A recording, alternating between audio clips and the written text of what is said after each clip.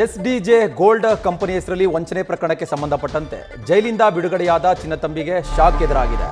ಚಿನ್ನತಂಬಿ ಜೈಲಿನಿಂದ ಹೊರಗಡೆ ಬರ್ತಾ ಇದ್ದಂತೆ ಗ್ರಾಹಕರು ರೊಚ್ಚಿಗೆದ್ದಿದ್ದಾರೆ. 56 ದಿನಗಳ ಬಳಿಕ ಚಿನ್ನತಂಬಿ ಜೈಲಿನಿಂದ ಹೊರಗಡೆ ಬಂದಿದ್ದ. ಚಿನ್ನತಂಬಿ ಜೈಲಿಂದ ಹೊರಗಡೆ ಬರ್ತಾ ಇದ್ದಂತೆ ಗ್ರಾಹಕರು ಅಂದರೆ ಸಂತ್ರಸ್ತರು ಆತನ ಕ್ಲಬ್ ಮೇಲೆ ದಾಳಿ ಮಾಡಿದ್ದಾರೆ. ಕ್ಲಬ್ ಹೋಟೆಲ್ಗಳ ಮೇಲೆ ದಾಳಿಯನ್ನು ನಡೆಸಿದ್ದಾರೆ. ಚಿನ್ನತಂಬಿಗೆ ಸೇರಿದ ಕ್ಲಬ್ ಹೋಟೆಲ್ಗಳ ಮೇಲೆ ಗ್ರಾಹಕರು ದಾಳಿಯನ್ನು ನಡೆಸಿದ್ದಾರೆ. ಶ್ರೀರಾಮ್ಪುರ ಬಳಿ ಇರುವ ಕ್ಲಬ್ 64 ಮೇಲೆ ದಾಳಿಯನ್ನು ನಡೆಸಿದ್ದಾರೆ.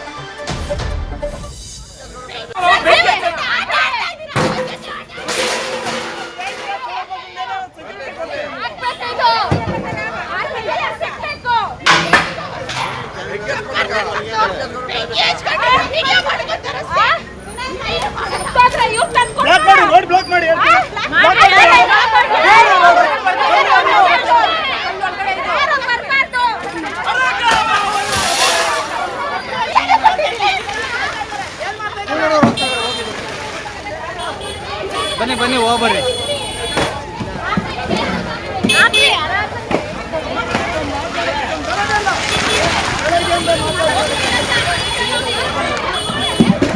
ಬ್ಲಾಕ್ ಮಾಡಿ ಯಾರು ಹೋಗ್ಬಾರ್ದು.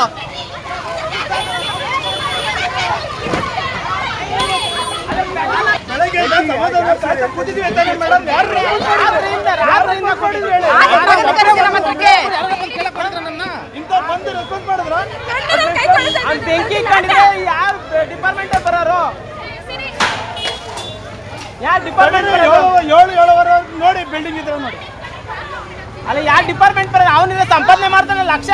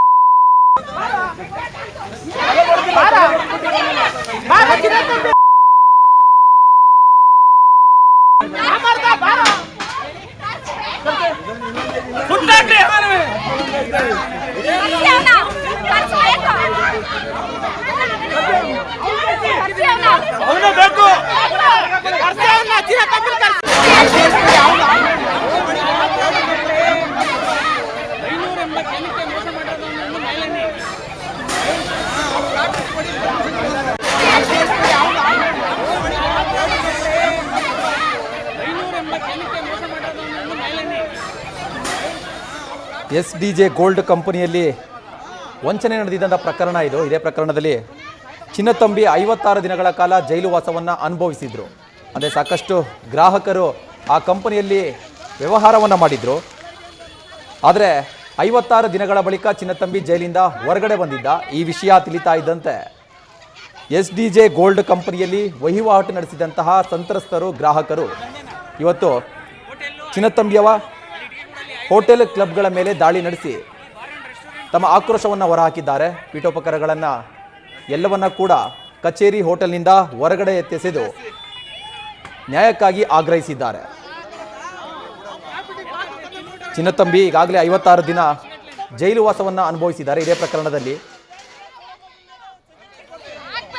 ಇದೇ ವಿಚಾರಕ್ಕೆ ಸಂಬಂಧಪಟ್ಟಂತೆ ಹೆಚ್ಚಿನ ಮಾಹಿತಿಯನ್ನು ಕೊಡ್ತಾರೆ ನಮ್ಮ ಪ್ರತಿನಿಧಿ ರವಿ ಪಾಂಡವಪುರ ಫೋನ್ ಸಂಪರ್ಕದಲ್ಲಿದ್ದಾರೆ. ರವಿ, ಈಗ 56 ದಿನಗಳ ಬಳಿಕ ಚಿನ್ನತಂಬಿ ಜೈಲಿಂದ ಹೊರಗಡೆ ಬಂದಿದ್ದಾರೆ. ಈ ಒಂದು ಹಂತದಲ್ಲಿ ಗ್ರಾಹಕರ ಸಿಟ್ಟು ಆಕ್ರೋಶ ಎಷ್ಟಿತ್ತು ಅನ್ನೋದನ್ನ ನಾವು ಆ ದೃಶ್ಯಗಳಲ್ಲಿ ಗಮನಿಸ್ತಾ ಇದ್ದೀವಿ. ಏನಾಯ್ತು ರವಿ ಆಕ್ಚುಲಿ ಈ ಘಟನೆ?